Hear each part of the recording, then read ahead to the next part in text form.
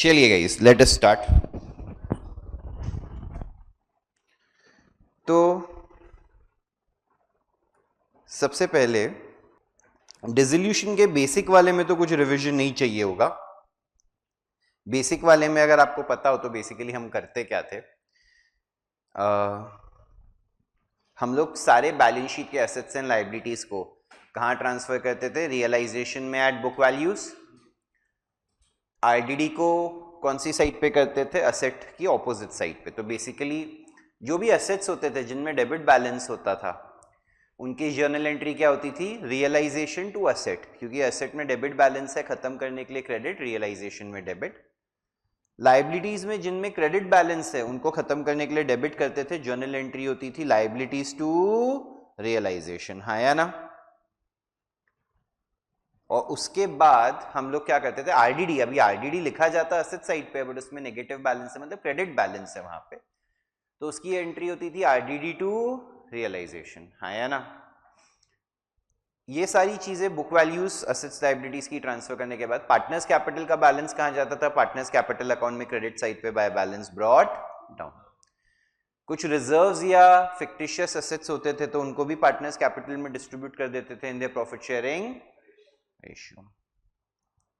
Cashier bank रहता था तो वो जाता था कैशियर बैंक के अकाउंट में। हाँ या ना? वो रियलाइजेशन में जाता नहीं था। फिर अगर कोई एसेट बेचा तो उसे एंट्री होगी cash bank to asset, but उसके बदले ही करेंगे कैश बैंक टू रियलाइजेशन। अगर पार्टनर टेक ओवर करता है तो पार्टनर्स कैपिटल टू रियलाइजेशन। हाँ या ना? कोई लायबिलिटी सेटल करते हैं तो एंट्री होती है liability to cash bank, but उसके बदले अब हम क्या करते थे? Realisation to cash bank. या पार्टनर ने टेक ओवर किया तो रियलाइजेशन टू पार्टनर्स कैपिटल। हाँ या ना? सब होने के बाद रियलाइजेशन एक्सपेंसेस का भी रिकॉर्ड कर लेते थे। फिर हम लोग क्या करते थे? रियलाइजेशन अकाउंट को बैलेंस करते थे, प्रॉफिट लॉस डिस्ट्रीब्यूट करते थे, पार्टनर्स कैपिटल को बैलेंस करते थे, और जो डिफरेंशियल लेना या देना आता था वो सब कैश बैंक में ट्रांसफर करके कैश बैंक अकाउंट क्या हो जाता था? टैली। फिर उसमें मल्टीपल ऑप्शंस थे, जब कोई कोई पार्टनर इंसॉल्वेंट होता था तो कैसे करने का। उसमें जो एक चीज मैं रिवाइज करना चाहूंगा वो होगा गार्नर वर्सेस मरे रूल। तो जिस भी सम में वो अप्लाई होएगा हम वो एक बार उसको रिविजिट करके फिर आगे बढ़ेंगे। हाँ या ना? बाकी बेसिक डिसोल्यूशन पे अब मैं फोकस नहीं कर रहा हूं, जो मैंने शॉर्ट में अभी रिवीजन कराया आई थिंक वो सफिशिएंट होना चाहिए, है ना? ये क्योंकि बाकी तो यार 12th का ही पार्ट है। गार्नर वर्सेस मरे रूल नया है और फिर क्या नया है? पीसमील। अच्छा, इन सबसे भी आगे जाने से पहले मैं एक डिप्रिसिएशन का यार जो मुझे थोड़ा परेशान कर रहा था इतने टाइम से, वो चीज एक बार डिस्कस कर लेता हूं। तो डिप्रिसिएशन में आपको याद है मैंने आपको बताया था change in method of depreciation के बारे में। अगर आपको याद हो तो हमेशा से जब मैंने आपको सिखाया तब मैंने क्या बोला? जब मैं सीखा था एज अ स्टूडेंट तो इसको चेंज इन अकाउंटिंग पॉलिसी मानते थे और इसका रिट्रोस्पेक्टिव इफेक्ट देते थे, बट अभी मैं देख रहा हूं तो अपने इसमें प्रोस्पेक्टिव इफेक्ट दिया हुआ है। तो पता नहीं मेरे को सीए फाउंडेशन की मॉड्यूल अगर किसी ने चैप्टर 1 की पढ़ी है जिसमें अकाउंटिंग पॉलिसी वो सब वाले टॉपिक्स हैं तो उसमें आपको पता चलेगा change in method of depreciation is considered as change in accounting policy only, अभी भी। ठीक है? तो हम आप बोलोगे सर फिर हम सम्स में प्रोस्पेक्टिव इफेक्ट क्यों देते हैं? क्योंकि आइडियली इसका इफेक्ट कौन सा होना चाहिए? रिट्रोस्पेक्टिव। रिट्रोस्पेक्टिव मतलब पीछे से भी जाके सब कुछ चेंज कर दो। हाँ या ना? बट सर सम्स में तो आपने हमको कराया कि प्रोस्पेक्टिव इफेक्ट होता है। हाँ या ना? तो अभी क्या होता है, वैसे change in method of depreciation is considered as a change in accounting policy, it is considered to be a retrospective effect. But sometimes क्या होता है कि जैसे अभी एसएलएम और डब्ल्यूडीवी, इन दोनों में असेट का हर साल का डिप्रिसिएशन अलग तरीके से आता है। एसएलएम में क्या आता है? सेम आता है। डब्ल्यूडीवी में कम होते रहता है कि नहीं होते रहता है? तो आप दोनों में से एक मेथड सिलेक्ट करते हो basis on your understanding of the utilisation of assets, your understanding या your estimate of the productivity that you will derive from the asset. चलो रिपेयर्स विपेयर्स सब भूल जाओ, समझो तुमको एक लगता है कि कोई एक असेट है जो हर साल सेम प्रोडक्टिविटी देने वाला है, तो आइडियली क्या यूज होना चाहिए? एसएलएम। बट अगर तुमको लगता है हर साल प्रोडक्टिविटी कम होती जाएगी तो क्या यूज करना चाहिए? WD. I am just giving an example, keeping repairs aside. हाँ या ना? अब आपने पहले एस्टिमेट किया था एसएलएम, बट बाद में आपका जब बेनिफिट्स आने लगे तो अब आपको पता चला बेनिफिट्स कंसिस्टेंट रहने वाले, तो आइडियली मुझे क्या यूज करना चाहिए था, WDV। तो अब आप SLM से WDV चेंज करते हैं, but that is not a change in accounting policy, क्योंकि आपका एस्टिमेट गलत चले गया। Your estimate of the utilization or the productivity that you would have gotten from the asset has changed। तो आपका एक अकाउंटिंग एस्टिमेट चेंज हुआ है, उसकी वजह से आपने SLM से किस पे शिफ्ट किया, WDV पे। हेंस उसको एक अकाउंटिंग एस्टिमेट का चेंज मान के उसका प्रोस्पेक्टिव इफेक्ट दिया जाता है। समझा सबको?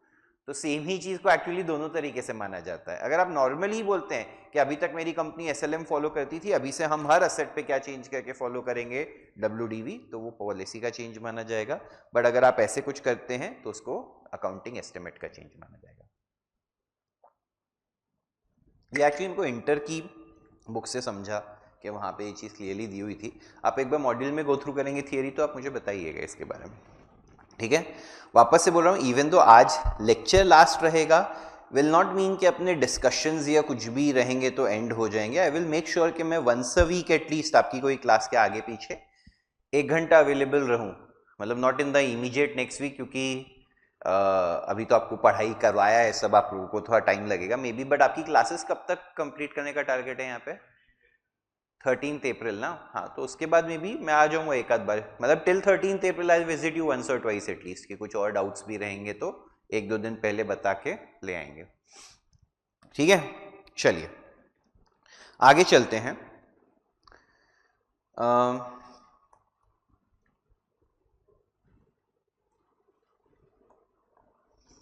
ऑनलाइन वाले भी सब लोग मेरे साथ हैं?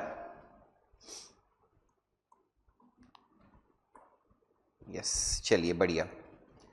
तो अभी हम लोग है ना पहले सम के साथ ही स्टार्ट करते हैं, मतलब बहुत ही स्ट्रेट फॉरवर्ड टॉपिक है, आपको कुछ चैलेंजेस नहीं आएंगे इसमें। ये रहा डिसोल्यूशन, इसमें ना, हाँ, फर्स्ट सम का जो सोल्यूशन है, वो जो आपको नॉर्मल सोल्यूशन दिया वो इसमें थिंक थोड़ा सा गलत था।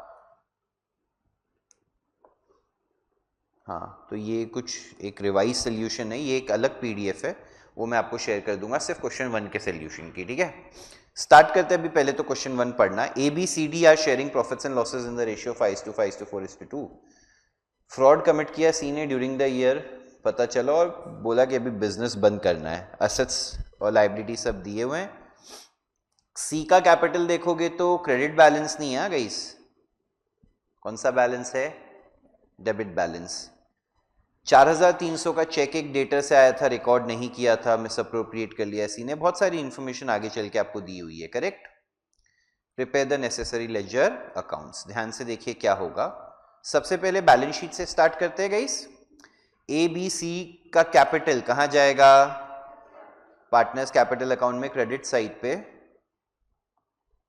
By balance brought down. उसके बाद जनरल रिजर्व 24,000 डिस्ट्रीब्यूट कर देंगे, सॉरी बांट दिया 5:5:4:2 में, जो उनका प्रॉफिट शेयरिंग रेशियो है। ट्रेड क्रेडिटर्स और बिल्स पेबल कहां ट्रांसफर कर देंगे, रियलाइजेशन में कर दिए, बुक वैल्यू पे, हाँ या ना, 47 और 20। बिल्डिंग स्टॉक इन्वेस्टमेंट डेटर्स भी कहां जाएंगे, do you all agree, exact book value पे किया, इसमें कोई कॉम्प्लिकेशन, एक सेकेंड ना, डेटर्स में अ चेक ऑफ 4,300 वाज रिसीव, देख रहे हैं, एक सेकेंड ना, इन्वेस्टमेंट्स में इसने कम किया है, कुछ क्वेश्चन में एरर है या क्या है,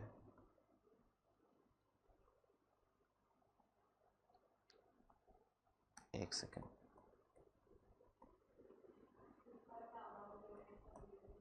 हाँ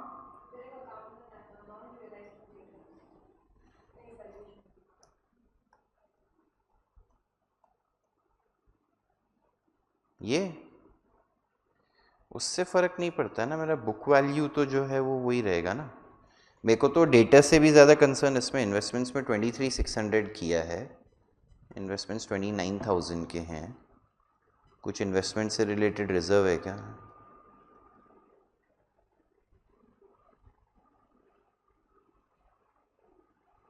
हाँ ये देखो ना, 5,400 के इन्वेस्टमेंट्स वो ड्यूरिंग द ईयर बेच चुका है,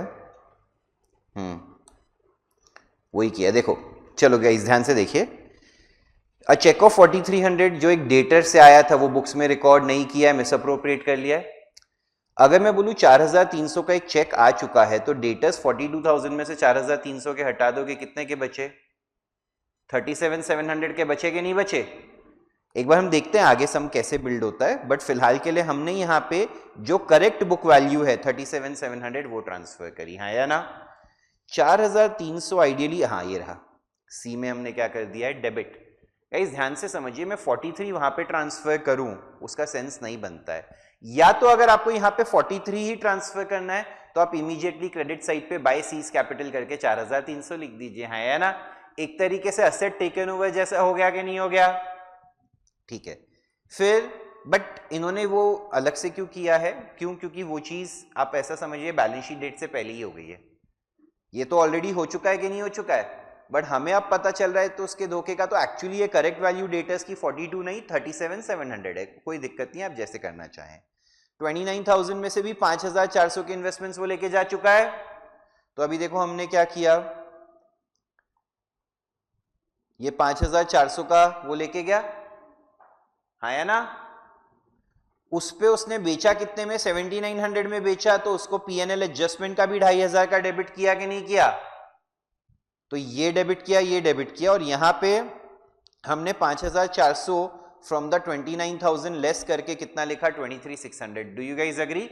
क्योंकि अभी जब हम फर्म बंद करने जाएंगे तो 29,000 में से 5,400 के तो पहले ही बिक चुके थे, तो आज हमारे पास रियलाइजेशन में कितने ट्रांसफर किए? 23,600। जो 5,400 वो लेके गया उसके लिए उसको डेबिट कर दिया, हाँ या ना? अरे हाँ या ना? और 5,400 पे भी उसको फायदा हुआ 2,500 का, वो हमने कहां डाल दिया? PNL adjustment. अभी पीएनएल एडजस्टमेंट का अकाउंट बनाया है कि नहीं बनाया कोई फर्क नहीं पड़ता है। प्रॉफिट आपको कितना हुआ? अभी इसमें 2,500 का प्रॉफिट हुआ ना यार। कैलसी पे देखो, ये 2,500 को अगर हम 5:5:4:2 के रेशियो में बांटते हैं तो कितना आएगा? 5,542, मतलब डिवाइड बाय 16 करो 2,500 को, हाँ, इंटू 5 का करो पहले। ये 781 आया, ये 781 आया, ये 625 आया, और ये 313 आया 4 और 2 का। सबको समझा है? गाइज मैं एक बार रिपीट करना चाहूंगा, यहां तक का पूरा पार्ट, ऑनलाइन वाले भी सब लोग प्लीज ध्यान दीजिए। मैं बैलेंस शीट का पोस्टिंग पूरा रिपीट कर रहा हूं क्योंकि मैं खुद भी जानता हूं कि इसमें आप लोगों को थोड़ा कंफ्यूजन हो सकता है। पहले हमने सारे पार्टनर्स के कैपिटल ब्रॉट डाउन किए, डू यू गाइज अग्री? इसमें कोई कॉम्प्लिकेशन था क्या? साथ के साथ सी का डेबिट बैलेंस था वो भी ब्रॉट डाउन कर लिया, हाँ या ना? फिर हम गए जनरल रिजर्व 24,000 जो हमने डिस्ट्रीब्यूट कर दिया, कोई आपत्ति विपत्ति है? लाइबिलिटीज जो थी 4720 वो भी हमने रियलाइजेशन में ट्रांसफर कर दी, करेक्ट? इसके बाद जब हम एसेट साइड पे गए तो बिल्डिंग और स्टॉक में तो कोई गड़बड़ नहीं था, वो सेम वैल्यू पे लिखा। यहां पे इन्वेस्टमेंट्स दिख कितने के रहे हैं? बट जिसमें से 5,400 के सीने चोरी करके बेच दिए हैं, वो 5,400 के जो इन्वेस्टमेंट्स है वो सी लेके गया है। तो अब रियलाइजेशन में मैं कितने डाल पाऊंगा? सिर्फ 23,600 वो यहां पे डाला। अभी वो 5,400 सी टेक ओवर किया तो सी के अकाउंट को डेबिट करेंगे, बट वो सी ने 5,400 का बेचा कितने में बच्चों? तो अभी जर्नल एंट्री अगर आप सोचो, सीज कैपिटल डेबिट करना है मुझे, उसको तो 7,900 मिला कि नहीं मिला? टू इन्वेस्टमेंट्स हमारा कितने का गया बच्चों? तो बचा हुआ 2,500 क्या हो गया कंपनी का? वो हम कहां ट्रांसफर कर रहे हैं एक बार के लिए, और फिर उधर से कहां ट्रांसफर कर देंगे? पार्टनर्स कैपिटल में। सबको समझा? Am I making sense? Entry से बेटर अंडरस्टैंडिंग आ रही है सबको? चलूं आगे? तो ये वाली एंट्री थोड़ी कॉम्प्लिकेट हो गई है। 2,500 को हमने 5:5:4:2 में बांटा। Do you guys agree here? तो ये पहली एंट्री का इफेक्ट, सॉरी ये वाला सोल्यूशन नहीं, पहली एंट्री यहां पे 23,600 लिखा, फिर 5,400 2,500 डेबिट किया और ये पीएनएल एडजस्टमेंट क्रेडिट कर दिया। Do you guys agree? अब नेक्स्ट वाला डेटर्स कितने का है बच्चों? 42, बट जिसमें से 4,300 का तो वो लेके गया कि नहीं लेके गया? तो अभी ऐसे केस में नॉर्मली मैं एंट्री क्या करता था? रियलाइजेशन टू डेटर्स कितनी 42 है ना, नॉर्मली मैं ये एंट्री करता, do you guys agree, but अब ये एंट्री वैलिड होगी क्या, अब रियलाइजेशन में मैं सिर्फ कितने के डेटर्स डाल पाऊंगा 37,700, क्योंकि 42,000 में से 4,300 रुपया तो ऑलरेडी आ चुका है कि नहीं आ चुका है, वो 4,300 किसके कैपिटल में डेबिट करूंगा, टू डेटर्स पूरे कितने के खत्म हो गए 42. Do you guys agree, has everyone understood the journal entries that we are doing, हाँ पहले मैंने जर्नल एंट्री से नहीं समझाया था इसलिए मैंने वापस किया है, आई होप इससे थोड़ी अंडरस्टैंडिंग बेटर हुई है, ठीक है, बाद में मैं लिखने का टाइम दे दूंगा अगर आपको जर्नल एंट्रीज चाहिए तो। ऑनलाइन वाले भी बताइए ये दो चीजें समझी हैं क्या गाइस, सब लोग जवाब दीजिए, सिर्फ 2 बच्चे नहीं है क्लास में।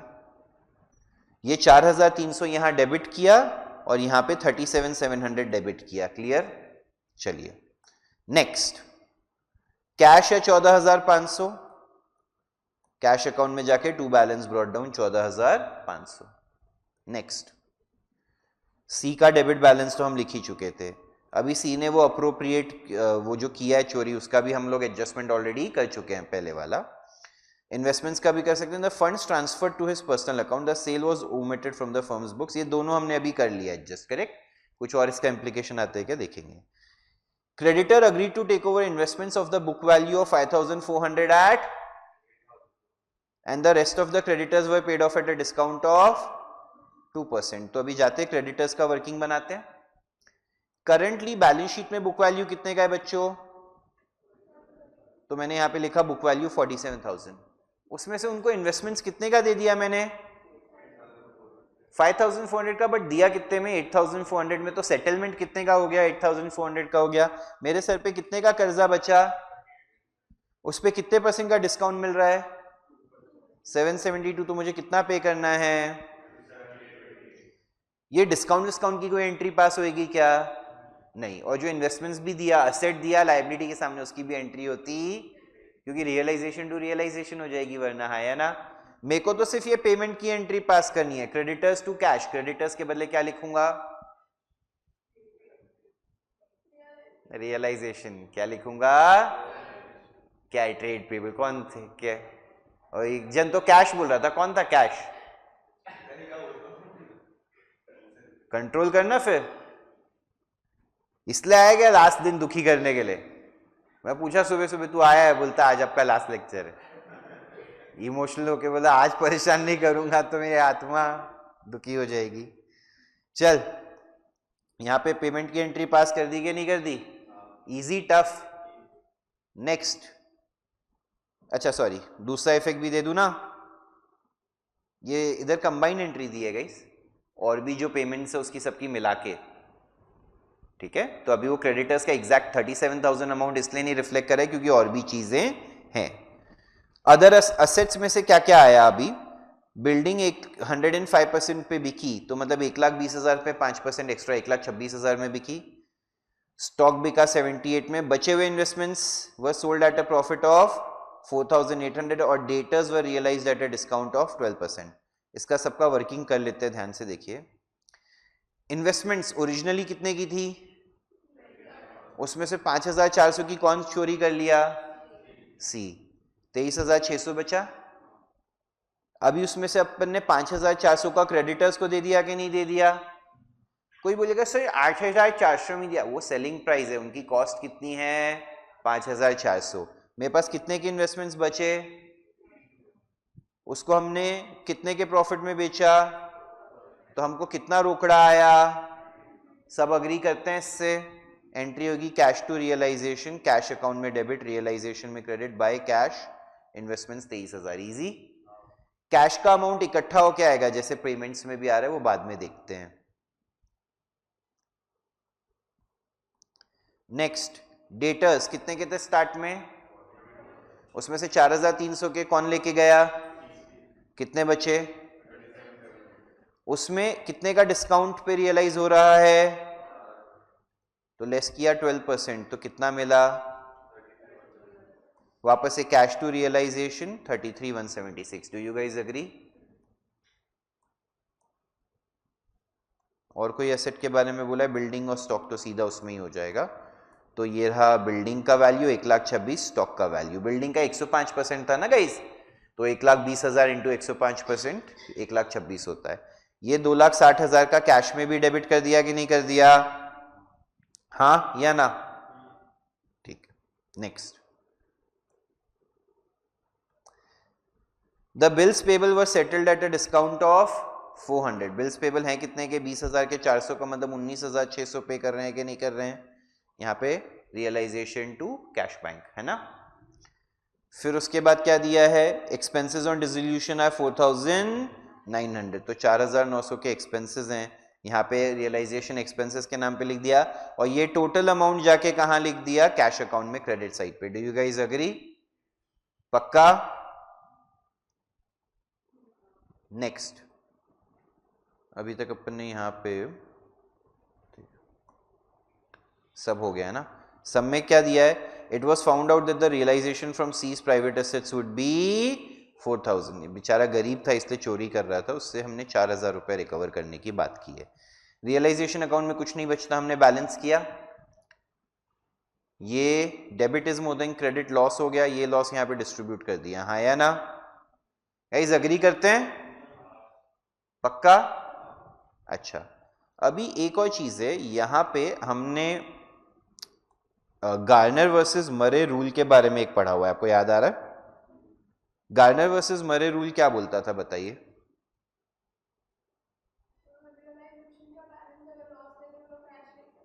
Only solvent partners. याद हो तो आपको, यहां से मैं रिवाइज भी करवा देता हूं। Garner versus Murray rule I think इस सब में अप्लाई होगा। ये रहा गार्नर वर्सेस मरे रूल। वो सिर्फ कब होता है कि जब कोई अग्रीमेंट नहीं है, तो इंसॉल्वेंसी का लॉस या जो मतलब इंसॉल्वेंट पार्टनर है उसका लॉस किस में, कौन से रेशियो में बेयर किया जाएगा? उसके बाकी पार्टनर्स के कैपिटल रेशियो में। हाँ या ना? तो किसी पार्टनर का अगर डेबिट बैलेंस है तो वो लॉस नहीं शेयर करेगा, प्लस अगर कुछ रियलाइजेशन में लॉस होता है तो सॉल्वेंट पार्टनर्स उतना पैसा लेके आएंगे। हाँ या ना? ठीक है, ये चीजें हमने सीखी थी। अभी आगे चलते हैं। अभी यहाँ पे क्लियरली बोला नहीं है, बट यार सी के प्राइवेट एसेट से सिर्फ 4,000 आ रहा है, मतलब वो इंसॉल्वेंट हो रहा है कि नहीं हो रहा है? हाँ या ना? ठीक है, let's go ahead in the sum. ठीक है, इतना इंफॉर्मेशन। अपने कोई वर्किंग नोट्स बचे हैं क्या? नहीं। एडजस्टेड कैपिटल, ये adjusted capital I believe alternate method के हिसाब से बनाया क्या? अच्छा नहीं, लॉस डिस्ट्रीब्यूट करने के रेशियो के लिए। ठीक है, चलिए तो अभी सम स्टार्ट करते हैं, सम कंटिन्यू करते हैं। हमने यहां तक सब कुछ कर लिया है। सी से कितना पैसा आ रहा है? 4,000। कैश टू सीज कैपिटल हो जाएगा कि नहीं हो जाएगा? सीज कैपिटल में क्रेडिट, कैश में डेबिट 4,000। हाँ या ना? अभी क्योंकि एक पार्टनर इंसॉल्वेंट हो रहा है, हमने क्या सीखा? गार्नर वर्सेस मरे रूल के हिसाब से दो चीजें। पहला, एक तो अगर कोई रियलाइजेशन में लॉस है तो सारे सॉल्वेंट पार्टनर्स उतना पैसा कैश में लेके आएंगे। हाँ या ना? तो ए, बी और डी तो सारे सॉल्वेंट पार्टनर्स है, कुछ भी बोला नहीं है, तो वो पैसा लेके आएंगे।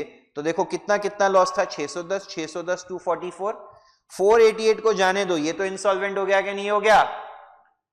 ये पैसा लेके आएगा 1, ये लेके आएगा 2, ये लेके आएगा 3। Do you guys agree? अरे हाँ या ना? तो 610, 610 और 244 हमें मिलेगा, तो कैश में डेबिट, ए, बी और डी के कैपिटल में क्रेडिट। हाँ या ना? देखो नहीं समझा, मेरे को लग रहा है गाइस, मैं सिंपल बता रहा हूं। This is following the Garner versus Murray rule. Garner versus Murray rule जो सिर्फ सीए फाउंडेशन में एप्लीकेबल होता था, जो मैंने बोला था आज हम रिवीजन करेंगे, उस गार्नर वर्सेस मरे रूल कब एप्लीकेबल होता है? जब कोई अग्रीमेंट नहीं है, तो जो इंसॉल्वेंसी का लॉस है या कैपिटल डेफिशिएंसी है इंसॉल्वेंट पार्टनर का, उसको बाकी पार्टनर सहते हैं इन the ratio of their adjusted capital. किसी पार्टनर का डेबिट बैलेंस है तो वो लॉस सहता नहीं है। इसके अलावा एक और चीज जो हम लोग फॉलो करते हैं वो ये है कि अगर कुछ रियलाइजेशन में लॉस होता है तो सॉल्वेंट पार्टनर्स उतना पैसा कैश में लेके आते हैं। है ना? ये दो चीजें करते हैं। तो हमने इसमें से अभी पहली चीज, ये जो सॉल्वेंट पार्टनर्स पैसा लेके आएंगे, वो अभी करी हमने देखा रियलाइजेशन में लॉस था, तो हमने बोला सॉल्वेंट पार्टनर्स को प्लीज आप इतना पैसा भर दीजिए। तो 610, 610 244 वो लोग लेके आए। क्लियर है? पक्का? ऑनलाइन वाले भी कंफर्म कीजिए सबको ये पार्ट समझा है कि नहीं समझा है।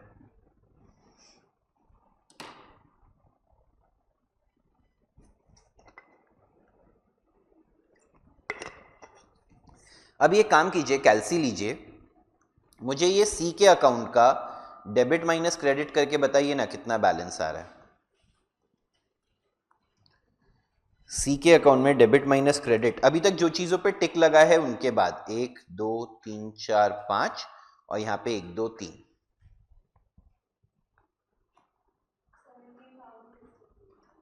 17,063 आ रहा है गाइज। ये अगर आप जाएंगे वर्किंग नोट में तो देखो उन्होंने क्या किया, 21,063 माइनस जो 4,000 कैश आया, उसके बाद क्या बोला, फाइनल डेफिशिएंसी कितना है 17,063। यही हम डिस्कस कर रहे थे कि नहीं कर रहे थे? हमने डेबिट माइनस क्रेडिट करके डेफिशिएंसी मतलब वो पैसा जो सी भर पा रहा, डेबिट में जो था माइनस क्रेडिट में जो था किया, तो 17,063 मिला हमको, राइट और रॉन्ग? अब ये कौन भरेंगे, ए बी और डी। यही अगर 12th स्टैंडर्ड का सम होता तो आप इसको किस में बांट के आ जाते, पीएसआर में बांट के आ जाते, unless question categorically I believe capital ratio बोलता है, जो नहीं बोलता है तो हम लोग इसको पीएसआर में बांट के आते हैं। बट अभी हमने क्या सीखा, इसको किस में बांटेंगे, एडजस्टेड कैपिटल के रेशियो में, हाँ या ना? तो अभी इसके लिए हमने एक वर्किंग नोट बनाया, ये वर्किंग नोट आप नहीं भी बनाएंगे तो भी चलेगा। आपको सिर्फ क्या करना है, वो सारी एडजस्टमेंट्स ले लेनी है जो डिसोल्यूशन से पहले की चीजों की है। तो जैसे तीनों का कैपिटल बैलेंस लिखा और उसका ओपनिंग में डेबिट लिखा, हाँ या ना? फिर जनरल रिजर्व बांटा, फिर उसने डेटर्स टेक ओवर किया, इन्वेस्टमेंट्स। इसका तो एक्चुअली बना के कोई सेंस ही नहीं है, नहीं भी बनाओगे तो तुमको चल जाएगा, हाँ या ना? उन्होंने क्या किया, दिस माइनस दिस करके 21,063 लिख के माइनस 4,000 किया। मैं तो बोलता हूं इसका तो सीधा उधर अकाउंट से ही बना दो ना, फाइनल आंसर ही मिल जाएगा, इसको मत बनाओ, ठीक है? इनके वही नंबर्स हैं यार, इनफैक्ट इसके लिए वर्किंग नोट नहीं भी बनाओगे तो तुम सीधा सीधा जो तुम्हारा कैपिटल अकाउंट है उसमें से भी ढूंढ सकते हो, बस you have to understand which items would be applicable.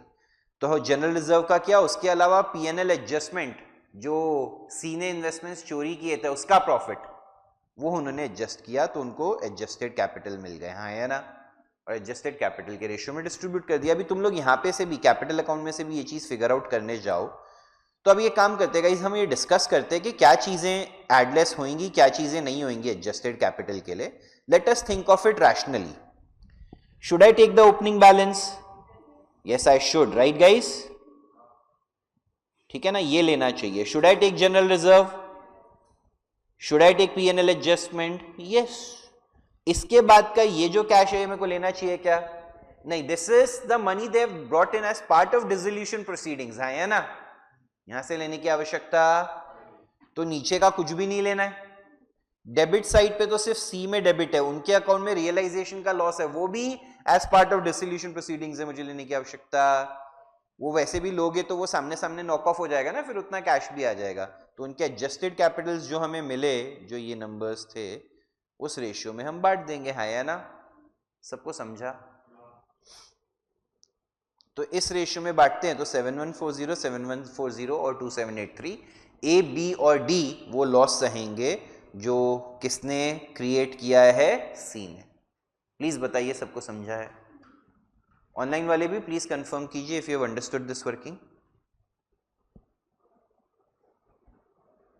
जियान शायद जवाब नहीं दे रहा, समझ रहा है कि नहीं समझ रहा है? निधि, निर्णय, ध्रुविन, आर्यन?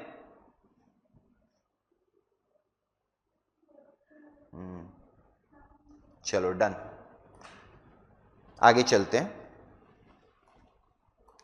अभी ये जो लॉस वो लोग बेयर कर रहे हैं, ये तो सब हो चुका था ना गाइज, अपना एक बार टिक वापस मार देता हूं। जो लॉस वो लोग बेयर कर रहे हैं उतना उनका कैपिटल कम हो जाएगा और सी में उतना क्रेडिट हो जाएगा, जस्ट टू सी का अकाउंट क्लोज करने के लिए। बैलेंस करेंगे 2 कैश आ जाएगा, हाँ या ना? यहाँ पे डेबिट कैश में, क्रेडिट कैश अकाउंट टैली, सम क्लोज। Any doubts?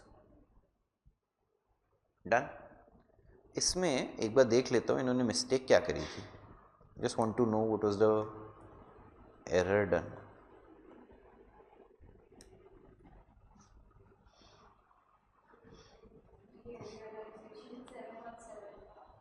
ये ना, ठीक है,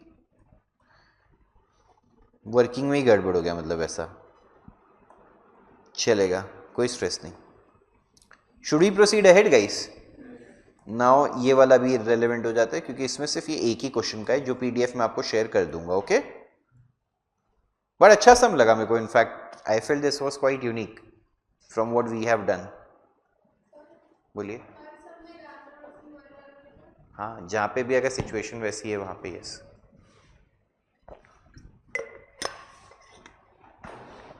वो गर्ल्स, आर यू इम्प्रेस्ड? पक्षाल इम्प्रेस हो गया है. क्या? शिट, इसका क्या मतलब है?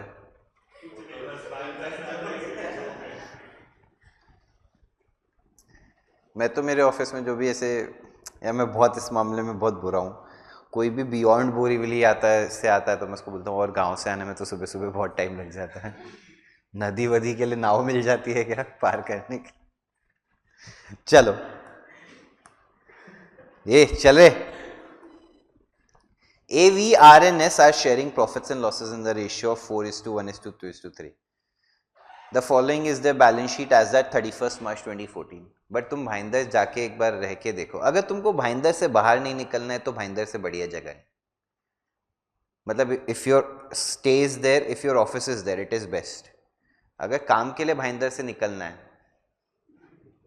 तो जान पे आ जाएगा. हाँ, ट्रैवलिंग वाइज तो यार बहुत मतलब चैलेंज बहुत बड़ा ही है. मेट्रो भी बोल रहे हैं बनेगा बनेगा कब से, मतलब क्या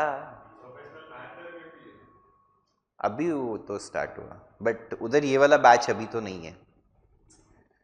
AVRNS are sharing profits and losses in the ratio 4:1:2:3. The following is the balance sheet as the 31st March 2014. Balance sheet दिया हुआ है आपको और इन्फॉर्मेशन दिया हुआ है. सम सीधा स्टार्ट करते हैं. कैपिटल्स ए और एस का दिया हुआ है पार्टनर्स कैपिटल अकाउंट में क्रेडिट साइड पे. ट्रेड क्रेडिटर्स को भी रियलाइजेशन में ट्रांसफर कर देंगे. कहाँ गया रियलाइजेशन? फिर डेटर्स को ट्रांसफर कर देंगे. डेटर्स डेबिट साइड पे 7 लाख और आरडीडी क्रेडिट साइड पे है ना. आरडीडी को सन्ड्री लाइबिलिटीज के अंडर नहीं ट्रांसफर करते हैं, वो याद है ना, अलग से करते हैं. कैश इन हैंड के बाद स्टॉक और अदर एसेट्स जाएंगे रियलाइजेशन में, उसमें कोई दिक्कत नहीं है. कैश इन हैंड को बाद में लिखते हो. दो पार्टनर्स का कैपिटल डेबिट बैलेंस है. डेबिट बैलेंस वाले कैपिटल यहां लिख दिया और कैश का बैलेंस यहां लिख दिया. कोई डिफिकल्टी? बस इसके 5-10 मार्क को तो मजा आ जाए. Just open realisation account.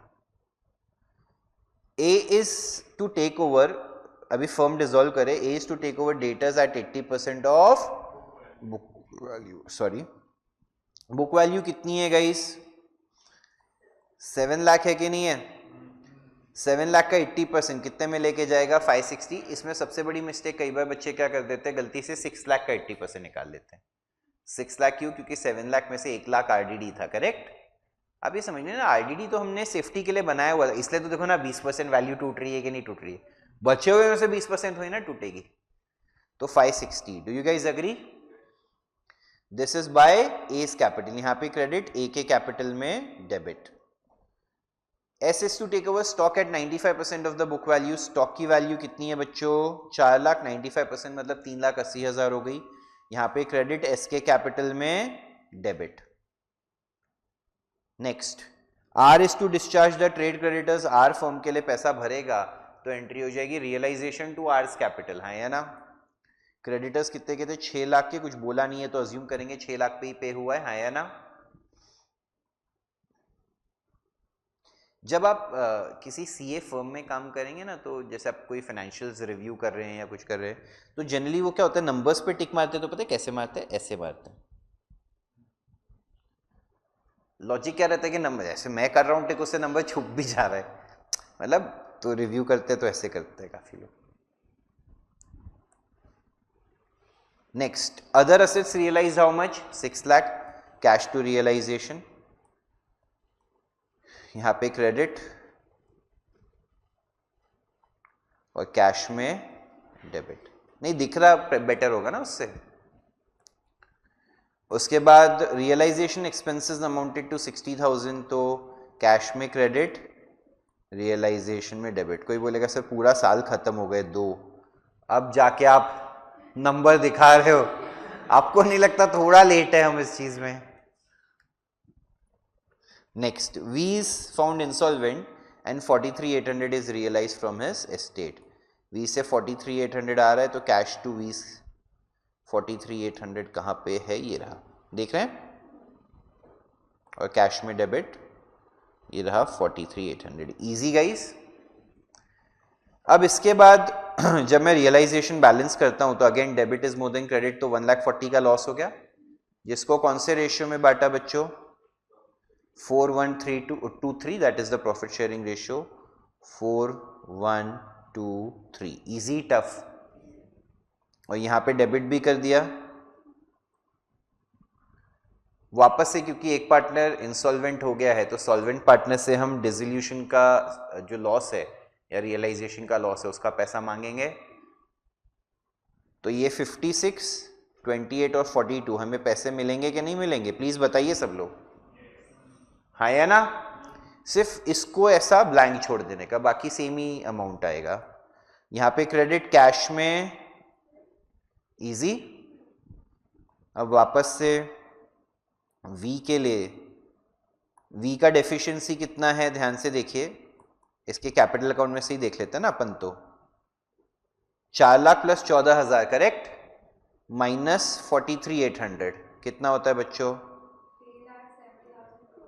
Correct है ये। अभी इसको बांटना है in ratio of A and S in their capital ratio. कोई बोलेगा सर मेरे को समझ नहीं आ रहा, A S को ही क्यों कर रहे हैं, R को क्यों नहीं कर रहे हैं? उसके कैपिटल में कौन सा बैलेंस है? Debit balance. अभी 2 बार पढ़ा कि अगर किसी का डेबिट बैलेंस है तो उसको कंसिडर नहीं करना। याद आया सबको? अरे आला की नहीं। अभी ए और एस का भी कितना कैपिटल कंसिडर करना है वो देखिए, 14:6। इसमें रिजर्व्स कुछ नहीं थे क्या सम में? नहीं, रिजर्व्स या पुराने एडजस्टमेंट्स कुछ भी नहीं थे। पिछले सम में क्या किया था हमने? रिजर्व्स और वो पीएनएल एडजस्टमेंट ही किया था ना। इस सम में रिजर्व्स या फिक्टिशियस एसेट्स कुछ नहीं है, कोई पीएनएल एडजस्टमेंट के भी एडजस्टमेंट्स नहीं है। तो ये 14 लाख और 6 लाख को ही ले लेंगे कि नहीं ले लेंगे? माने 14:6 का रेशियो, इसलिए इन्होंने एडजस्टेड कैपिटल के लिए वर्किंग नोट भी बनाया। 14:6 में करेंगे तो ये 259,140 और 111,60 आएगा। कोई डाउट गाइस? ये लॉस ये लोग बेयर करेंगे तो इनके कैपिटल में क्या हो जाएगा? डेबिट। वी में क्या कर देंगे? क्रेडिट, सो दैट वी का अकाउंट क्या हो जाए? टैली, है ना। अब उसके बाद बैलेंस करेंगे तीनों का अकाउंट, 2 कैश आएगा गाइस। यहां पे डेबिट कैश में, कैश अकाउंट भी टैली हो गया, सम समाप्त हो गया। इजी टफ, बहुत ही बढ़िया। आगे चलते हैं।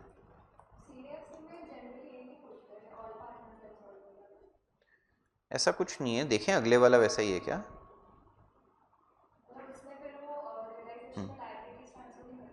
हाँ हाँ वो वैसे ही होगा। ये वाला देख वही वाला है बिलीव, देख इसमें सिर्फ अपन ने एसेट्स ही ट्रांसफर किए, ठीक है। करते ये वाला ही करते हैं। ऑनलाइन वाले भी बताइए सबको समझ रहा है क्या?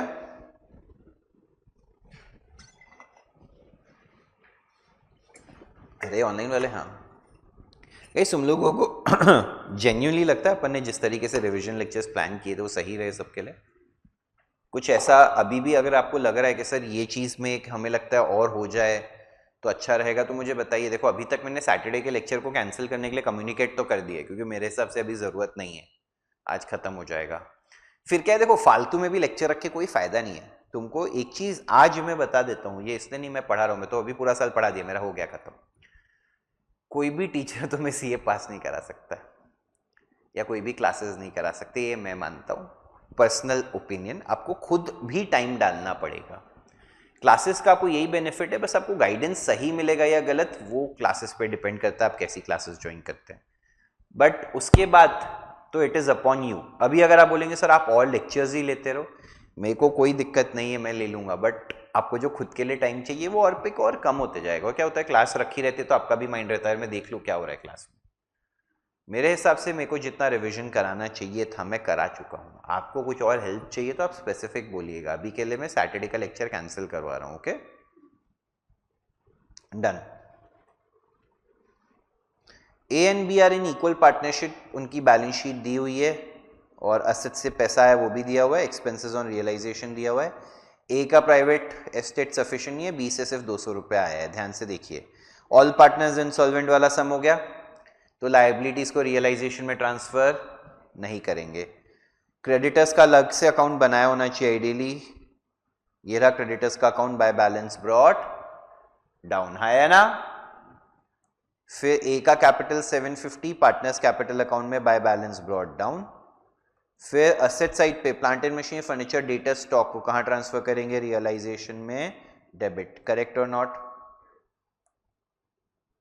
उसके बाद कैश को कैश के अकाउंट में लिखेंगे guys, to balance brought down. और सी बी का ड्रॉइंग्स है 550 का, उसके कैपिटल अकाउंट में डेबिट साइड पे to balance brought down. Easy tough.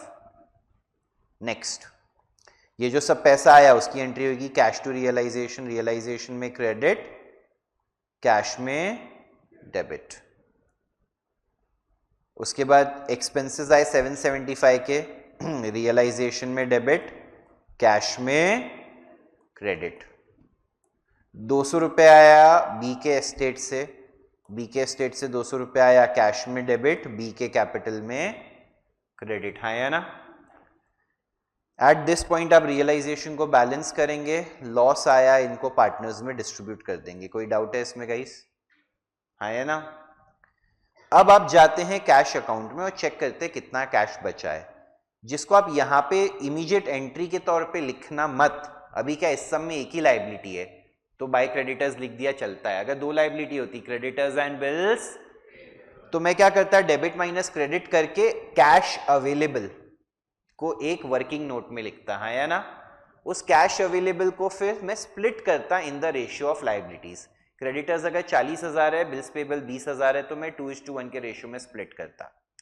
अच्छा, इसमें एक और चीज हो सकती है, समझो कैश अवेलेबल आया मेरे पास 1 लाख, उसमें से कोई बैंक का लोन है, सिक्योर्ड लोन है, तो उसका 30,000 है तो पहले वो 30,000 जाएगा। उसमें भी कोई एसेट स्पेसिफिक है जिसपे वो सिक्योर्ड है, उससे पैसा पहले वहां देते हैं, फिर बचा हुआ सब बैलेंस को रेशियो में डिस्ट्रीब्यूट करते हैं, हाँ या ना।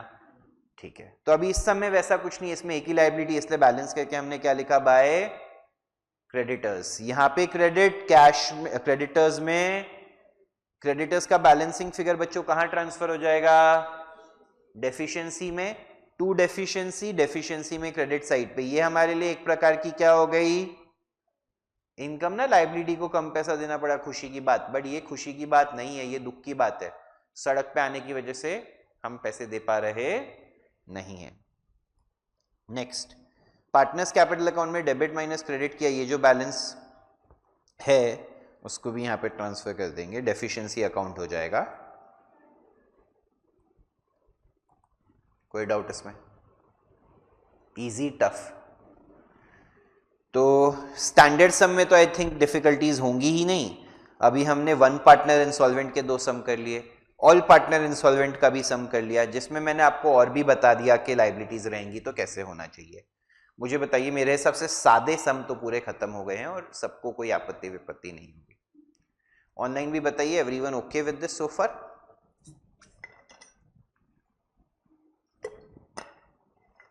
Done, let us move forward.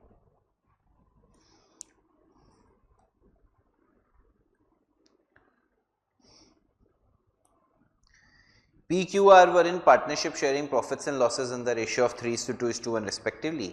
Partnership dissolve हो गया 30 जून को, जब पोजीशन जो दी है वो थी।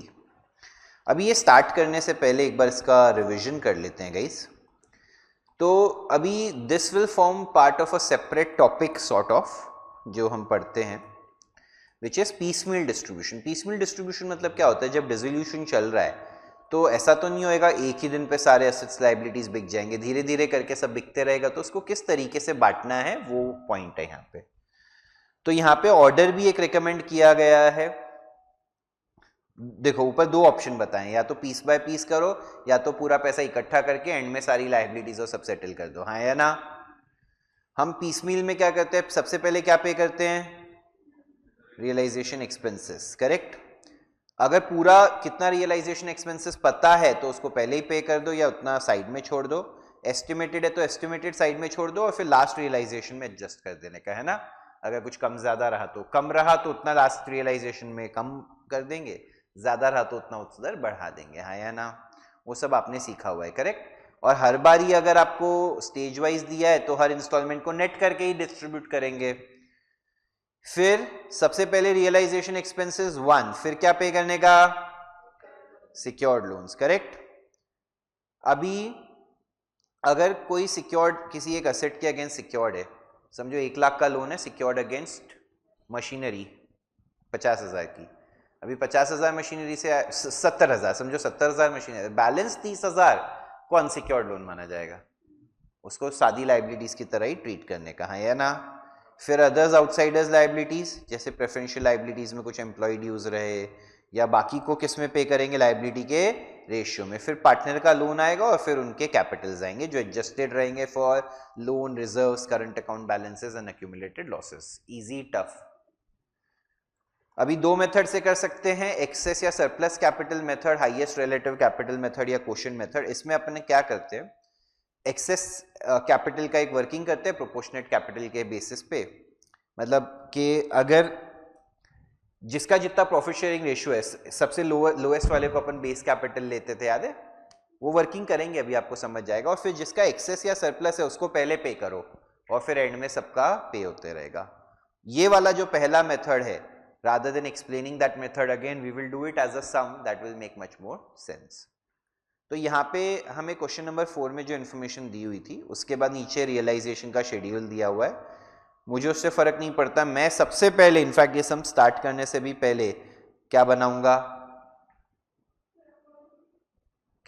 स्टेटमेंट ऑफ, कि जब मैं पार्टनर्स को पे आउट करने पे आऊं मेरे को किसको पहले कितना पे करना है वो तो पता चलना चाहिए कि नहीं चलना चाहिए।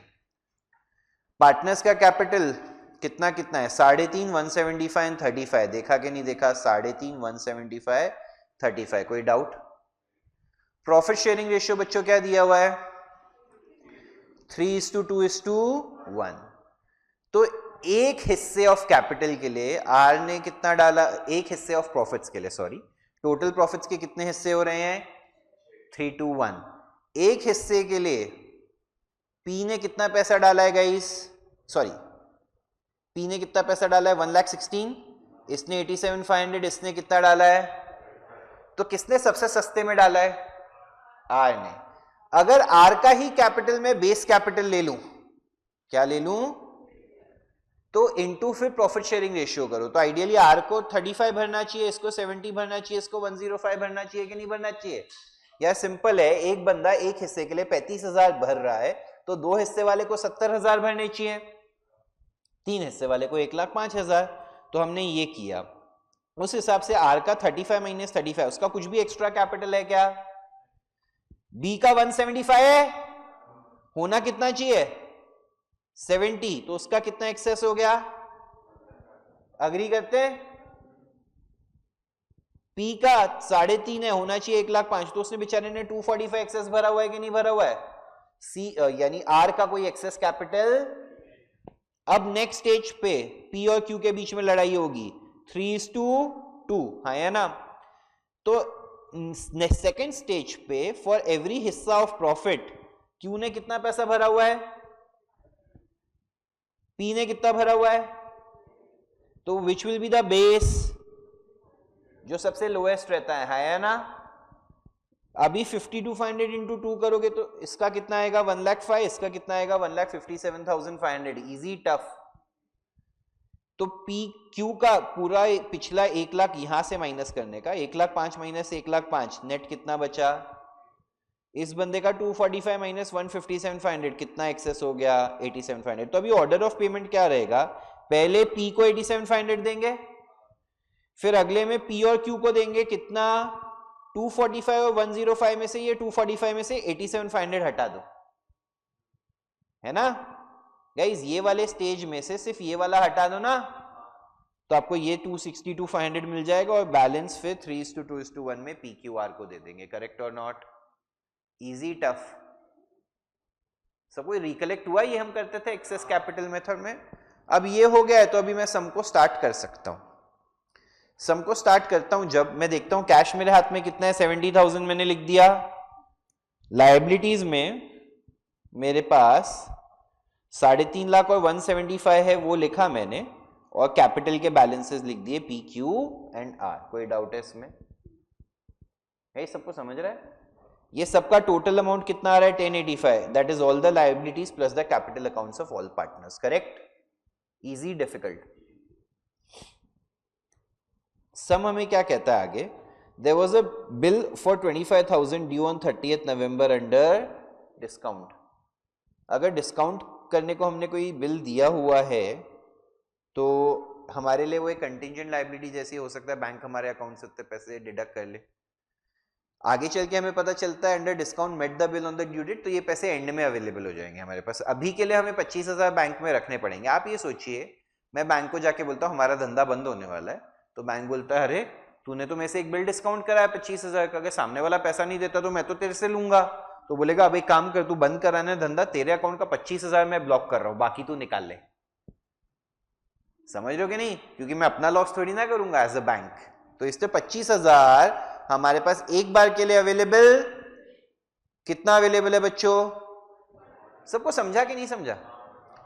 ये 45 किस किस में बांटेंगे? क्रेडिटर्स और लोन्स में। लोन्स में कुछ सिक्योर्ड है ऐसा बोला है क्या? नहीं, अनसिक्योर्ड है, सादा लोन है ना? तो यहां पे 45 को हमने बांटा। ये क्रेडिटर्स और अनसिक्योर्ड लोन का रेशियो क्या है? तो 30 और 15 इसमें बांटा है ना? तो ये कितना हो गया? 0। ये टोटल वाला कॉलम में ठीक है, 1085 माइनस 45, 1040 बचा। ये 350 में से 30 गया 320, ये 175 में से 15 गया 160, और ये तीनों तो सेम रह गए कि नहीं रह गए? इसके बाद अभी तो हमने हमारे हाथ में जो कैश था उसको यूज किया। अब पहली रियलाइजेशन कितने की आई बच्चों?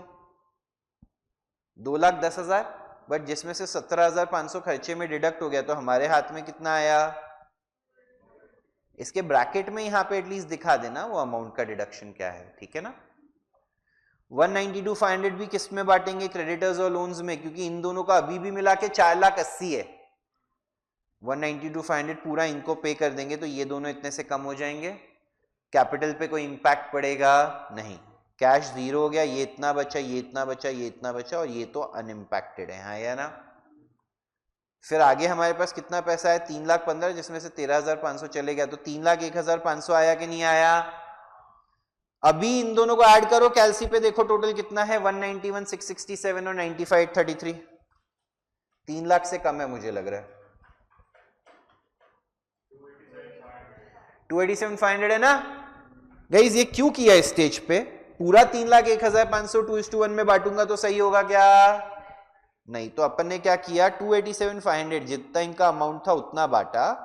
अब इनका बैलेंस कितना हो गया? 0, हाँ या ना? अभी बचा हमारे पास कितना? 14,000 को किसको पे करेंगे? पहले P को, क्योंकि P को पहले हमने अभी एक्सेस कैपिटल में ढूंढा ना कि उसको 87,500 पे करना है। तो पहले मैंने P को कितना पे किया है? 14,000। करेक्ट? अभी P का 350 में से कम होके 336 रह गया। करेक्ट? अभी नेक्स्ट हमारे पास 175 में से 12,250 कम करके 162,250 आया। वो 162,250 हम पहले किसको पे करेंगे? P को, क्योंकि P को 87,500 देना, उसमें से 14,000 दिया, तो पहले 73,500 दिया कि नहीं दिया? अरे हाँ या ना? हमारे पास कितना बचा? अब 89,250 सेकेंड स्टेज में हमको P और Q को 262,500 देना है, तो वो P और Q को हमने 2:1 के रेशियो में डिस्ट्रीब्यूट कर दिया। कोई 3:2 के रेशियो में, सॉरी कौन से रेशियो में? जो उनका आपस का रेशियो, उसमें डिस्ट्रीब्यूट कर दिया। कोई डाउट? अब ये नंबर्स बच गए हमारे पास। नेक्स्ट अभी हमें लास्ट में कितना आया है? 281,250 माइनस 17,500 हमारे पास आया है 263,750, है या ना? प्लस 25,000 का जो बिल डिस्काउंटिंग के लिए हमने साइड में रखा था, क्वेश्चन के एंड में बोला था ना यार कि अब उसने पैसा भर दिया है तो उसकी टेंशन याद आया सबको? तो वो 25,000 यहां पे ऐड कर दिया तो टोटल कितना आया? 288,750। 288,750 में से अभी मुझे पी और क्यू को कितना देना था? 262,500। उसमें से मैंने यहां पे अभी कितना दे दिया था? 89,250। तो कितना देना बचा? 173,250 बचा, है या ना? उस 173,250 को हमने 3:2 के रेशियो में बांटा, 1,15,500 बचा, जिसको हमने क्या रेशियो में बांटा? 3:2:1 में, फाइनल प्रॉफिट शेयरिंग रेशियो में। और फाइनली इतने पैसे इनके क्या हो गए? डूब गए। दैट इज रियलाइजेशन लॉस, जो भी आपको 3:2:1 के रेशियो में आएगा। प्लीज बताइए सबको समझा है या नहीं? अगर आपने रियलाइजेशन अकाउंट बनाया होता तो यही नंबर आपको पहले मिल जाता है।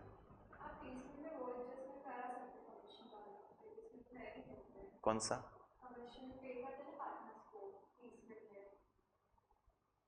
बताओ एक बार कौन से क्वेश्चन में? अपन देख लेंगे, चलेगा। एक अब इंडिविजुअल का ही डाउट है तो अपन क्लास में देख लेंगे। चलिए, done. Any problem guys? Should we move forward? बोलना। हाँ, नीचे ऐड इसलिए किया क्योंकि यहाँ पे लिखा है कि देख तू ये समझ, अपने लिए ये बिल था, बिल रिसीवेबल, ठीक है? अपन ने किसी बंदे पे ड्रॉ किया था, अपन ने बैंक के साथ डिस्काउंट कराया। अब अपने को ये डर है, अपने को नहीं, बैंक को ये डर है कि वो सामने वाला पार्टी नहीं पे करेगा तो बैंक अपने से पैसे लेगा। तो अपने जो अकाउंट में 70,000 रखे थे, बैंक ने उसमें से 25,000 ब्लॉक करा दिए। अब मैंने 45 डिस्ट्रीब्यूट करके अपनी जिंदगी में आगे बढ़ा। अभी 25 मेरे अभी भी कहाँ पड़े हैं?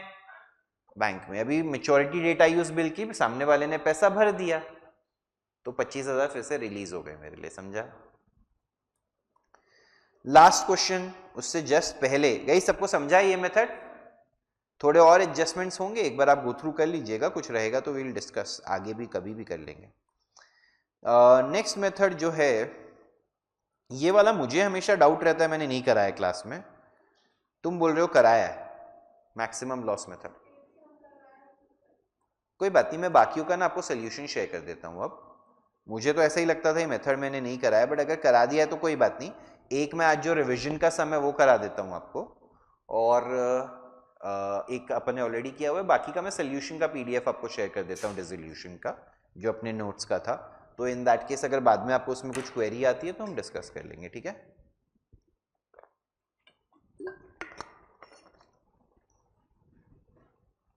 चलो, मैक्सिमम या नोशनल लॉस मेथड क्या बोलता है कि ऐसा अज्यूम करो जो पैसा अभी आया है उतना ही आने वाला है, और जो भी लॉस है उसको सबको पार्टनर्स में डिस्ट्रीब्यूट कर दो। किसी पार्टनर का नेगेटिव आता है तो अज्यूम करो वो पार्टनर क्या हो गया है, और उसके इंसॉल्वेंसी लॉस को कैपिटल रेशियो में डिस्ट्रीब्यूट कर दो, जैसा गार्नर एंड मरे बोलता है, हाँ या ना? ये प्रोसेस को रिपीट करते रहो जब तक किसी का भी कोई नेगेटिव बैलेंस बचता नहीं है, और फिर तुम्हारा जो कैपिटल बैलेंस है, वो कैश जो अवेलेबल है वो क्या हो जाएगा? सेम, उतना पे कर दो, और फिर बैलेंस के लिए अगली बार सेम एडजस्टमेंट करते रहो, हाँ या ना? ये कोई बोलेगा सर नहीं समझे, मैं बोला कोई बात नहीं, अभी समझते हैं, ठीक है? बहुत इजी सम है, ध्यान से देखिए। ABC पार्टनरशिप है, क्रेडिटर्स हैं, लाइबिलिटीज, एसेट सब दिया हुआ है, और नीचे उसके रियलाइजेशन का खर्चा और कितना पैसा आया बेच के वो दिया हुआ है, correct? Stock was disposed of and debtors were all realized, set out showing monthly distribution of cash realized applying maximum loss basis. अपने पास आज कितना पैसा बचा है? 50,000। देख रहे हैं सब लोग? हमने कैश में लिखा 50,000, 3,15,000 के हमारे क्रेडिटर्स हैं, और फिर A, B और C, ये टोटल हम हमेशा राइट में बनाते थे, पिछले सब में लेफ्ट में दिया हुआ था, वही मैं बोलूँ कुछ अजीब लग रहा है। सबको समझा? पहले तो क्रेडिटर्स को तो पे करना है, तब तक जब तक लायबिलिटी सेटल नहीं होती इस सम में कोई चेंज आने वाला। अच्छा, पिछले सम में एक वर्किंग नोट बनाया था स्टेटमेंट ऑफ एक्सेस कैपिटल वाला, वो इस सम में बनाने की भी आवश्यकता नहीं, क्योंकि इसमें अभी आपको मैक्सिमम लॉस मेथड से करना है, बट वो जो मेथड है उसका इंपैक्ट कब आएगा? जब हम लायबिलिटी सेटल करने के बाद नीचे पहुंचेंगे सब में, तब वहां से सोचना है, अभी के लिए सोचो मत।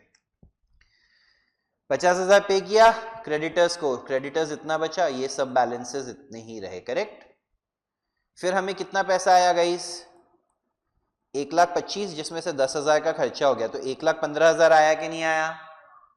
वो भी हमने पे कर दिया क्रेडिटर्स को, अभी भी क्रेडिटर्स में 1.5 लाख रुपया बचा है, राइट गाइस? फिर हमारे पास कितना आया? दिस माइनस दिस, 179,600 आया, 1.5 लाख बचा था क्रेडिटर्स का, वो पे कर दिया। कितना बचा?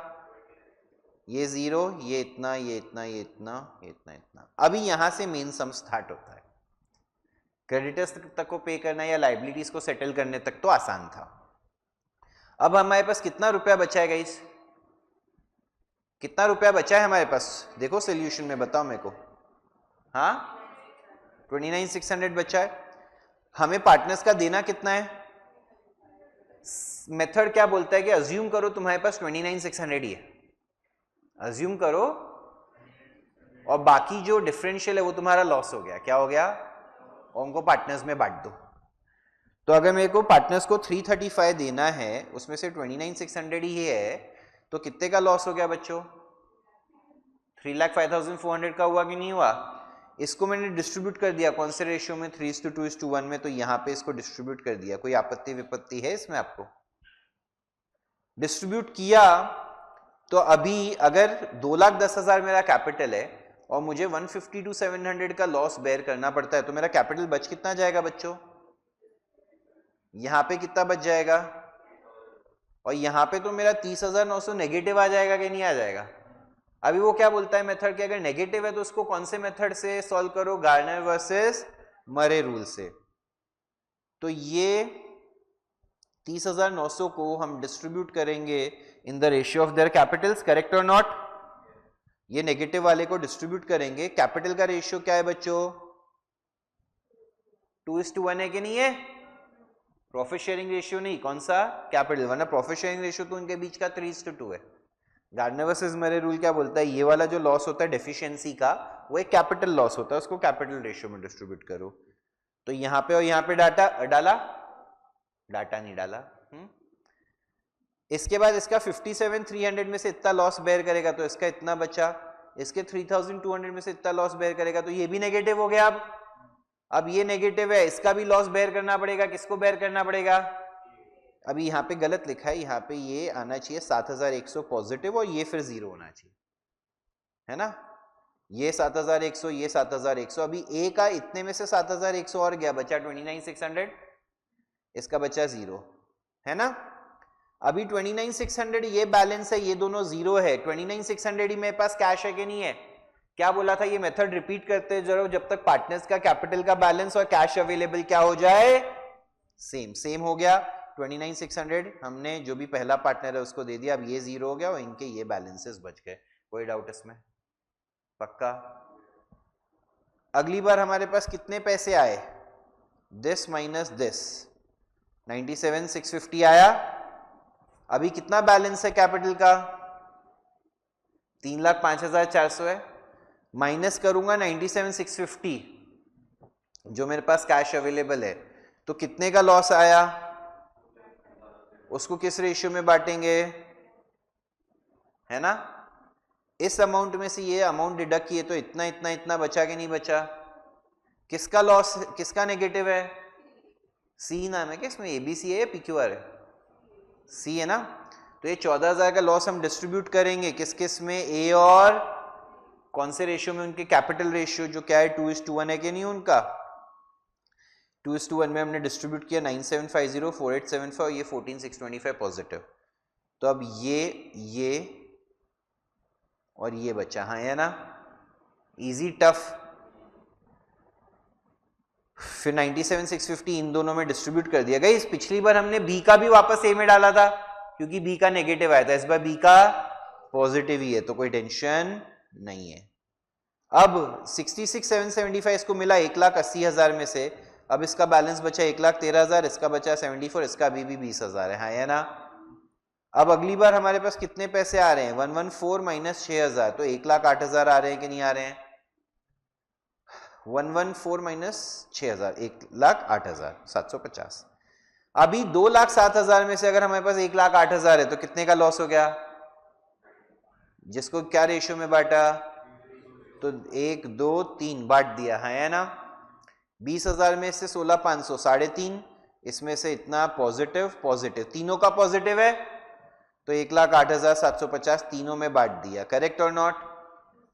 अभी इनका इतना बैलेंस बचा, हमारे पास कितना आ रहा है 52 - 4 48 आया कि नहीं आया। 99 में से 48 काट दे तो 51 का लॉस बचा, 1 2 3 में डिस्ट्रीब्यूट किया, है ना। कौन से रेशियो में, प्रॉफिट शेयरिंग। तो ये अमाउंट बचे, जिसको तीनों पॉजिटिव है तो 48 डिस्ट्रीब्यूट कर दिया, स्टोरी खत्म, उनका रियलाइजेशन लॉस मिल गया। जो उनके प्रॉफिट शेयरिंग रेशियो में है 3:2:1, दैट वाज द ऑब्जेक्टिव। कोई डाउट इसमें? इजी और डिफिकल्ट? पक्का? Done guys? ऑनलाइन भी बता दीजिए, 2 ही बच्चे हैं अभी तो ऑनलाइन।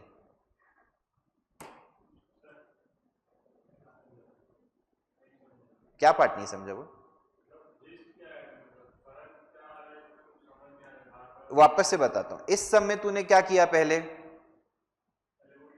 एक्सेस कैपिटल निकाला। एक्सेस कैपिटल में तू क्या करता था, पहले जो किसी का भी कैपिटल है उसको मैं रेशियो से डिवाइड करता था, फिर जो लोएस्ट वाला रहता था उसको बेस लेके प्रोपोर्शनेट कैपिटल कंप्यूट करता था। फिर प्रोपोर्शनेट कैपिटल को जो मतलब proportionate capital is the capital जो होना चाहिए, और तेरा कैपिटल वो है जो तेरा है, तो उसमें से डिडक्ट करके मैं तेरा एक्स्ट्रा या एक्सेस कैपिटल ढूंढता था। अब वो प्रोसेस में रिपीट करते रहता था जब तक एक पार्टनर तक नहीं जाऊं मैं, है ना। अभी इस स्टेज पे इधर पी और क्यू का कितना कितना एक्सेस था, 245 और 105। अगले स्टेज पे मुझे पता चला पी का एक्सेस कितना है। अभी ये 245 में ये 87,500 भी इंक्लूडेड, तो इसीलिए पहले हमने पी का लिखा 87,500, फिर यहाँ पे पी और क्यू का 262,500 मिला के लिखा। क्यों? देखो पी क्यू का अगर मैं बात करूं तो इसको पहले 87,500, इसको कुछ नहीं। अभी 245 - 87,500 का कितना आता है, 155, 157,500 और इसका 1,05,000, ये दोनों ऐड करेगा तो तेरा 262,500 आता है। ये तेरा रेशियो है 3:2 का, समझा। जो उनका प्रॉफिट शेयरिंग रेशियो उसी में रहेगा। फिर पी क्यू आर के बीच में जो भी बैलेंस रहेगा वो बांट देना है या ना। इससे क्या हो रहा था ना, हम देख रहे थे कि अगर किसी ने कंपनी में ज्यादा पैसे लगा रखे हैं तो पहले उसको दो, ठीक है।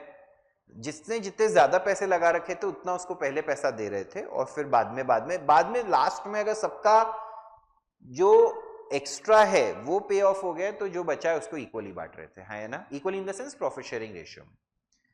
ये मेथड था और इसको फिर हमने जाके ऊपर इंप्लीमेंट किया। अभी इसमें हम क्या कर रहे हैं कि अज्यूमिंग आज जो पैसा आया है वो फाइनल है, तो मैं जितना भी लॉस है अगर वो बांट दूं तो किसका कितना पैसा बचेगा। हाँ, अब उसके बाद भी जो डेफिशिएंसी भी रहेगी वो भी तो बेयर करनी पड़ेगी कि नहीं करनी पड़ेगी। वो सब बेयर करने के बाद भी किसका एक्स्ट्रा, एक तरीके से हो तो वो एक्सेस कैपिटल ही गया कि नहीं गया। तू करेगा तो ये मेथड में भी इवेंचुअली तेरा रियलाइजेशन लॉस कौन से रेशियो में आया। तो दोनों मेथड से सॉल्व करके देखते को आंसर कुछ अलग नहीं आने वाला है, इट्स जस्ट वो नंबर्स को कंप्यूट करने का मेथड अलग है। उधर तूने किसके बेसिस पे किया कि किसका कितना एक्स्ट्रा पैसा लगा, उस बेसिस पे जाओ। इधर अगर पूरा लॉस हो जाता है तो किसको कितना बेयर करना पड़ेगा और बैलेंस उस पर बांटते जाओ। मैकेनिकल है दोनों, कुछ ज्यादा दिमाग लगाने की जरूरत नहीं। एग्जाम पर्सपेक्टिव से आया तो 8 मार्क के लिए मैकेनिकली सॉल्व करके आया। डन। ऑनलाइन भी बताइए कुछ डिफिकल्टी है गाइस?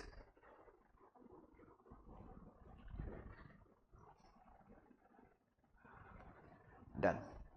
तो with this we finish our CA Foundation revision lectures. Best of luck guys. Wish you the ultimate of luck because you will need it. Because सब कुछ सही करने के बाद भी सब कुछ डिपेंड करता है कि उस दिन आपका दिन कैसा जाता है, काफ़ी हद तक उस चीज़ पे डिपेंड करता है। तो इसलिए मैं कहूँगा प्लीज़ सारे डिस्ट्रैक्शंस को छोड़ दीजिए। कोई भी पर्सनल लाइफ की चीज़ इतनी इम्पोर्टेंट नहीं है। अगर किसी को ऐसा लगता है कि अप्रैल में उस लड़की का बर्थडे है जिसको मैं अपनी अर्धांगिनी बनाना चाहता हूँ, तुम निब्बा निब्बी पने में उस लेवल तक पहुँच गए हो कि ये तो मेरा सुहाग है या ये तो मेरी जो भी है, बता देता हूँ अभी तुम 12वीं में हो, ठीक है, इट इज टू सून। और अगर तुमने उसको सेट कर भी लिया और सीए नहीं हुए तो उसका बाप मना कर देगा। समझ रहे हो कि नहीं, है ना? तो सेटिंग से ज्यादा important is getting the result. ठीक है, प्लीज मेक श्योर कोई भी पर्सनल डिस्ट्रैक्शन, एक्सेप्ट आपके फैमिली में अगर कोई हेल्थ का प्रॉब्लम है तो आई अंडरस्टैंड माइंड थोड़ा सा डिस्ट्रैक्ट होता है, प्लीज मेक श्योर फिर भी उसको अपने आप पे अफेक्ट करने नहीं देना है। थोड़े टाइम के लिए सारी चीजों को इग्नोर करते हुए सिर्फ और सिर्फ फोकस करना है पढ़ाई पे। कोई दोस्तों का प्लान इतना इंपॉर्टेंट नहीं है, कहीं बाहर जाने की ज़रूरत नहीं है। ये आज फाउंडेशन है, इसलिए मेरा एक्सपेक्टेशन आपसे सिर्फ ये बचे हुए 1.5-2 महीने के लिए। यही जब आप सीए फाइनल में पहुंचेंगे, लोगों का आपसे एक्सपेक्टेशन 3.5-4 महीने के लिए हो जाएगा। ब्रेक लीजिए, मैं बिल्कुल डिनाई नहीं करता, बट ब्रेक में ऐसा कुछ मत कीजिए जो आपका टाइम बहुत ज़्यादा उसकी तरफ डिवोट हो जाए। ठीक है, with this we end today's session. अभी मैं यहाँ पे क्लास में जो बच्चे बैठे हैं उनको कुछ 1-on-1 जो डाउट्स हैं वो क्लियर कर दूंगा and we'll wind up the session. Thank you.